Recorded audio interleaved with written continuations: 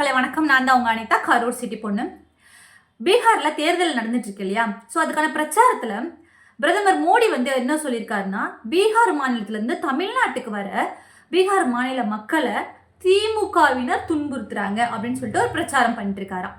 அவர் நல்ல விதமான பிரச்சாரம் பண்றதுக்கெல்லாம் வாய்ப்பு இல்லை. ஏன்னா நல்ல விஷயத்தை எதுவும் பண்ணலன்றதுனால திமுகவினர் மேல என்ன மாதிரியான அவதூறுகளை அள்ளி பூசுறாரு பாருங்களேன். ஒரு மெச்சூர்டான ஒரு மனுஷன் செய்யற வேலையா இது?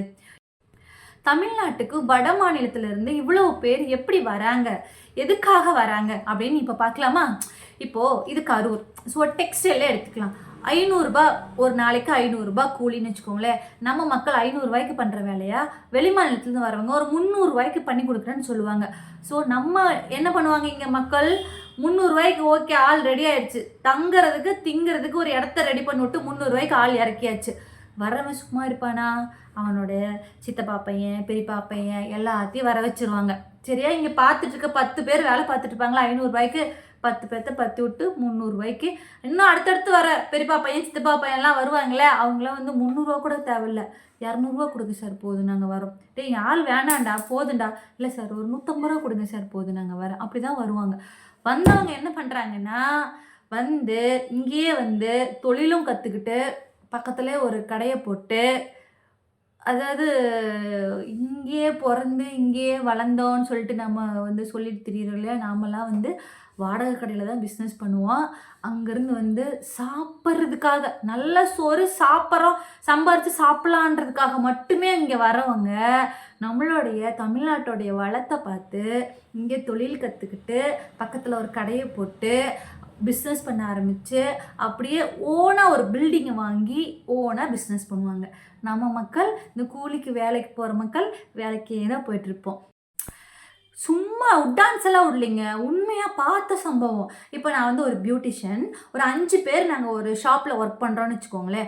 5 பேருக்கு ஒரு 10,000 கொடுத்து ஒரு 5 பேர் நாங்கள் வேலை பார்த்துட்டு இருக்கோன்னா, நார்த் சைட்லேருந்து ஒரு பொண்ணு வருவாங்க. சரியா? 6ஆவதாக ஒரு பொண்ணு வருவாங்க. எவ்வளோ சம்பளத்துக்கு? 5,000 ரூபா கொடுத்தா போதுன்னு சொல்லிட்டு அந்த சம்பளத்துக்கு வருவாங்க. சரியா?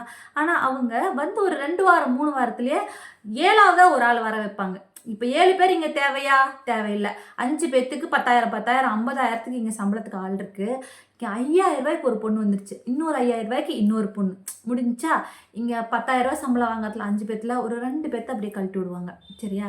இப்போ என்னாச்சு, ஓனருக்கு 10,000 ரூபாய் லாபம், 2 ஆள் வந்தாச்சு. அப்படியே இவங்களுக்கு ட்ரைனிங் கொடுத்து அப்படியே இன்னும் அடுத்தது இன்னும் ஒரு 2 பேர் அப்படியே வர வச்சாங்கன்னா, அப்படியே அதே மாதிரி 5 பேர்த்த வர வச்சு 25,000 ரூபாயில் வேலை முடிஞ்சிடும்.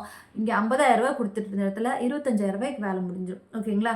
இப்போது என்ன பண்ணுவாங்க அப்படின்னா, இந்த வேலை நம்ம மக்கள் வேலை மட்டுமே பார்த்துட்டு இருப்போம். ஆனால் நார்த் சைட்லேருந்து சாப்பிட்றதுக்காக, எப்படி வயிறார மனசார சாப்பிட்றதுக்காக மட்டுமே தான் தாய்மண்ணை விட்டு தமிழ்நாட்டுக்கு வேலைக்கு வர அவங்க என்ன பண்ணுறாங்கன்னா, இங்கே தொழிலையும் கற்றுக்கிட்டு பக்கத்துலேயே ஒரு கடையை போட்டு அந்த ஓனருக்கே வச்சுட்டு போயிடுவாங்க. ஆனால் இது நம்ம ஓனர்களுக்கு தெரியாது. சரியா? அப்போ தெரியாது. அப்போ ஒரு லாபம்னு ஒன்று பார்ப்பாங்க பார்த்தீங்களா? அந்த லாப கணக்கு தான் அவங்களுக்கு வைக்க போறிய அப்புன்றது அப்போ தெரியாது. இந்த மாதிரி தான் அங்கிருந்து வந்தாரை வாழ வைக்கும் தமிழ்நாடு, வந்தாரை நல்லா வாழ வச்சுட்டு தான் இருக்க தவிர நம்ம மக்கள் விட்டு கொடுத்துட்டே இருக்கோம். அப்படி இருக்கும்போதே அந்த மோடிஜி இப்படி சொல்லிட்டு இருக்காரு. இன்னும் என்னத்தை சொல்கிறது, இது மோடி பார்த்தாருனா தான் தெரியும்.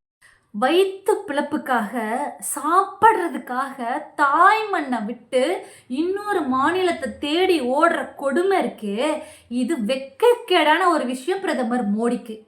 பீகார்லேருந்து தமிழ்நாட்டுக்கு மக்கள் ஏண்டா போகிறாங்கன்னு யோசிச்சிருக்காங்களா? யோசிக்காமல் எப்படி இருப்பாங்க?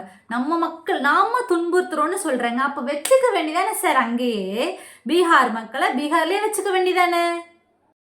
வந்தாரை வாழ வைக்கும் தமிழ்நாடு எவ்வளோ விஷயங்களை விட்டு கொடுத்துக்கிட்டு இருக்கோம்.